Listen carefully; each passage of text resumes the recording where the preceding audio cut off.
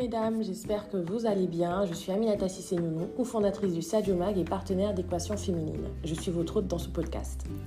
Je suis également business coach et accompagnatrice de femmes entrepreneurs. Alors si tu veux entreprendre, que tu as peur de te lancer, que tu ne sais pas par où tu dois commencer ou même si tu es déjà entrepreneur mais que ton business ne décolle pas, alors tu es au bon endroit. Ensemble, nous allons parler stratégie, mindset, financement, outils et surtout entrepreneuriat. Pour ne louper aucun épisode, abonne-toi et soutiens le podcast en laissant une bonne note. C'est gratuit et ça m'encourage. Allez, on se lance.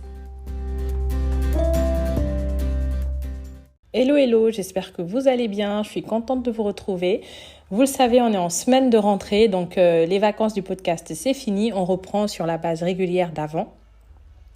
Et aujourd'hui, justement, c'est la rentrée. J'aimerais qu'on parle d'un sujet qui est essentiel, en particulier pour les femmes entrepreneurs qui jonglent entre leur entreprise, leur rôle de parent, leur rôle d'épouse, etc. C'est l'organisation de la rentrée. Préparez-vous à découvrir ici des conseils pratiques pour réussir une rentrée bien planifiée. Du coup, exceptionnellement, je vais mettre ce podcast-là le dimanche pour vous permettre de pouvoir l'écouter soit lundi matin, soit dimanche soir, juste avant la rentrée. Tout d'abord, je vous encourage vraiment à définir vos objectifs pour la saison à venir tout en tenant compte de votre vie de famille. Quels sont vos objectifs professionnels et personnels? Comment pouvez-vous équilibrer ces deux aspects de votre vie de manière harmonieuse? Et prenez vraiment le temps de réfléchir à ces questions pour établir des priorités claires. Une fois que vous avez ces objectifs en tête, passez à l'élaboration d'un plan d'action.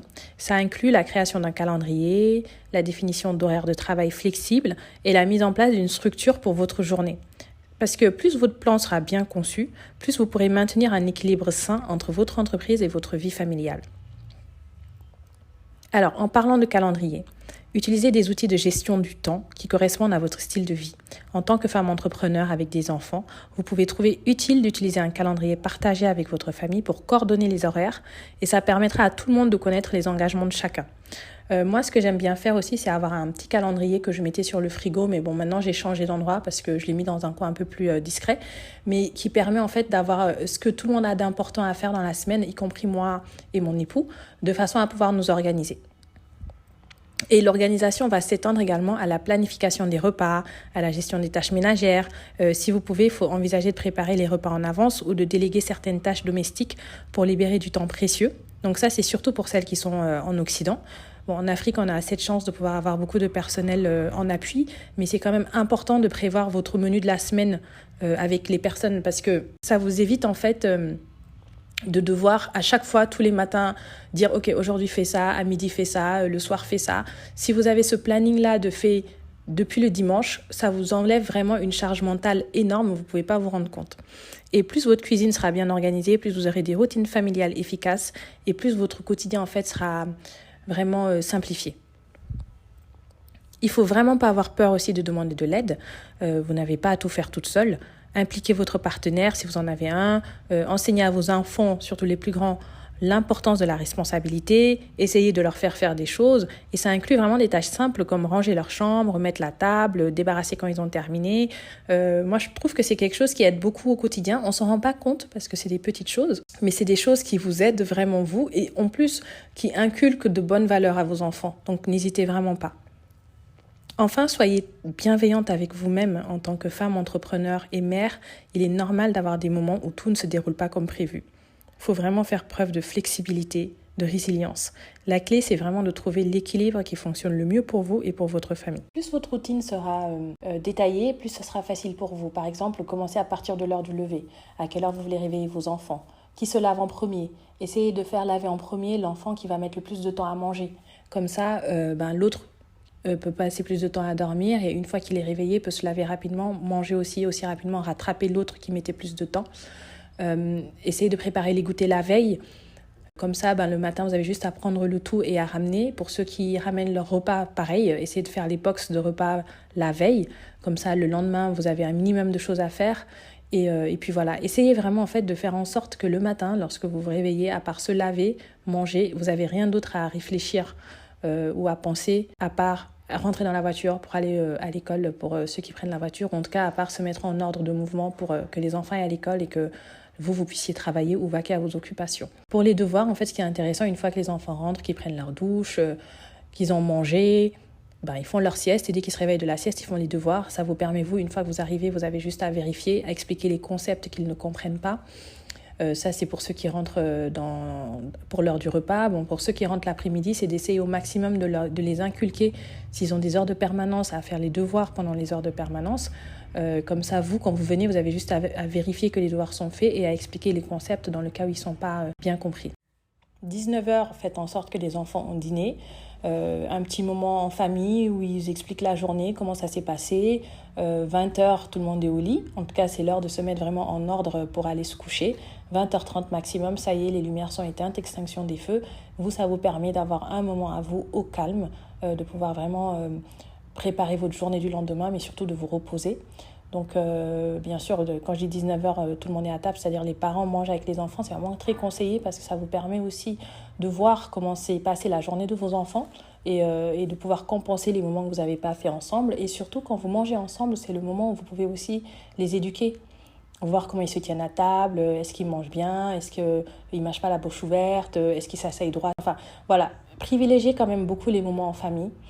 Et puis voilà, le soir, quand les enfants sont couchés, préparez votre planning du lendemain. C'est très important de prévoir ce que vous voulez faire la veille pour le lendemain. Comme ça, le matin, vous savez exactement par quoi commencer.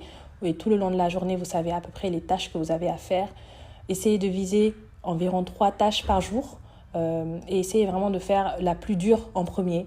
Et ensuite, vous y allez décrescendo. Et écoutez, voilà, je pense que c'est ça par rapport à la journée. Le soir, quand les enfants sont couchés, c'est vraiment votre moment à vous et à votre partenaire, si vous en avez un. Profitez de ce moment-là. Essayez de vous coucher pas trop tard, essayez d'avoir quand même vos 8 heures de sommeil. Je sais qu'il y en a qui dorment avec moi. Moi, je sais qu'à partir de 5 heures de sommeil, je suis bien. Mais j'avoue que 8 heures de sommeil, c'est vraiment le luxe et ça, j'adore. Si vous avez des tâches à finaliser, faites-les le soir avant de vous coucher. Mais encore une fois, 8 heures de sommeil, c'est vraiment l'idéal. Si vous arrivez à les avoir, ce serait top. Pour vos enfants aussi, moi, je recommande un minimum de 9 heures de sommeil. Parce que voilà, ils en ont besoin, ils se dépensent beaucoup. Bon, s'ils font la sieste, vous pouvez miser 8 heures. Mais voilà, moi, je trouve que c'est vraiment important pour vos enfants qui dorment bien. Et le week-end, écoutez, le week-end, c'est vraiment le samedi. Moi, ce que j'aime bien faire, c'est mon temps à moi. Donc, je m'occupe vite fait des courses de la maison, de ce qu'il faut faire pour la semaine, l'épicerie, les choses comme ça. Et puis l'après-midi, c'est vraiment moi, mon moment, si je dois faire les cheveux, si je dois faire les ongles, enfin tout ça, quoi. Et le dimanche, c'est vraiment le temps pour les enfants, c'est à eux, en fait. Donc, c'est le jour où vous passez énormément de temps avec eux, vous discutez avec eux, vous faites des jeux de société, vous vérifiez les devoirs, vous organisez la semaine. Voilà, donc c'est vraiment un moment aussi qui est beaucoup à eux. Moi, j'utilise aussi le dimanche en fin de journée pour le podcast, puisque voilà, c'est là où je vais essayer vraiment d'enregistrer le podcast pour pouvoir le transmettre après aux équipes qui font le montage et qui vont le mettre en ligne. Mais voilà, le dimanche, c'est vraiment pour ça. Ah oui, ce que j'ai oublié de vous dire, c'est... moi, c'est ce que j'aime bien faire. Après, chacun voit comment il s'organise dans la journée, mais c'est de se réveiller bien avant les enfants, environ 30 à 45 minutes, de pouvoir faire au moins 20-25 minutes de sport. Donc, juste, vous mettez une vidéo YouTube et puis vous essayez de répéter les mouvements. Et puis ensuite, de méditer un bon 10-15 minutes. Bien sûr, faire les prières, etc. Et puis ensuite, lever les enfants et commencer la journée. Je trouve que c'est vraiment un moyen aussi qui permet de commencer la journée en étant centré sur vous-même, pour ensuite pouvoir vraiment bien vous occuper du reste de la famille, de vos entreprises, etc. Donc, ce qui fait que la journée se découpe un peu comme le matin, je commence avec mon moment à moi, ensuite c'est vraiment la famille, le boulot, l'entreprise, etc. Et puis ensuite, en fin de journée, ça revient vers la famille. Et puis le soir, quand tout le monde est couché, c'est aussi votre moment à vous et à votre partenaire. Voilà, essayez, pour ceux qui ont des partenaires, d'avoir au moins une sortie par semaine. Alors c'est très difficile de le faire, mais quand vous ne pouvez pas le faire, ça veut dire que vous passez encore plus de temps à la maison, mais ensemble, juste tous les deux, vous discutez comment s'est passée sa journée. Vous aussi, vous racontez un peu vos petits soucis, etc. Parce que en fait, quand vous êtes en couple, vous avez cette chance de pouvoir vous aider l'un l'autre, reposer les uns sur les autres et puis un peu partager ce qui vous prend la tête ou vos succès aussi, hein. Pas que du négatif, mais c'est aussi très intéressant de pouvoir partager les bons plans, de célébrer ensemble. Donc voilà. Enfin, soyez vraiment bienveillante envers vous-même. En tant que femme entrepreneur, mère, épouse pour certaines, c'est normal d'avoir des moments où tout ne se déroule pas comme prévu. Faites preuve de flexibilité et de résilience. La clé, c'est vraiment de trouver l'équilibre qui fonctionne le mieux pour vous et pour votre famille. Écoutez, voilà, je pense qu'on a couvert quelques conseils pour une rentrée bien organisée en tant que femme entrepreneur avec des enfants. Vous avez le pouvoir de réussir à la fois dans votre entreprise, dans votre rôle de parent, d'épouse et dans les sphères que vous allez aborder. Prenez juste le temps de planifier, d'établir des priorités et de vous entourer d'un réseau de soutien. Et voilà, c'est tout pour aujourd'hui. J'espère que vous avez apprécié. N'hésitez pas si vous avez des questions, s'il y a des sujets que vous aimeriez que j'aborde, à me les écrire en commentaire ou juste en inbox. J'essaye de répondre à tout le monde. Et en attendant, rappelez-vous que vous pouvez accomplir tout ce que vous voulez avec une organisation efficace. Allez, bye bye.